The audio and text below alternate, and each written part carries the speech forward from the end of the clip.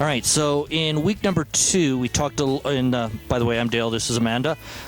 In week number 2, we talked a lot about the rise and fall of the stance and how to do it properly. So we started just by getting down into your knees slightly. So count 1, whatever the height of my head is, I'm going to keep it that same height as I reach forward with my heel, roll onto my foot, and we're right back to that same position.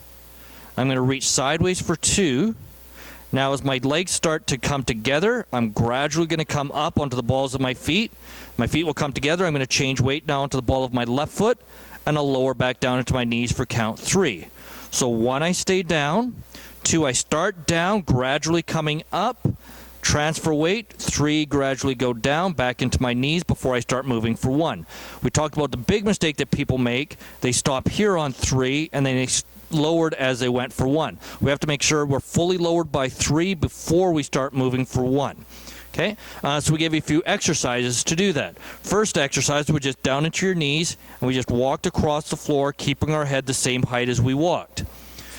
Number 2, we talked about going sideways and then coming up, kind of like if you were to swing a club or something like that.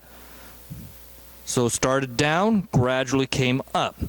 So just talking about pulling through your inside of your thighs for 2s. So went from there, pull, and then we can lower for our 3s. 3s are just transferring your weight and back down into your knees. Make sure you don't stop flat. Go down into your knees to make sure your 3s finish. So then we had you join up. Started down into your knees. 1, 2, gradually up, 3, gradually down. Making sure as you go backwards, you don't stick your butt out. So right now my hips, the difference between the distance here, make sure it stays the same as we move backwards. Okay, what people do that's wrong is going backwards and sticking their butt out. So all of a sudden she went backwards through her butt instead of letting her whole torso go backwards.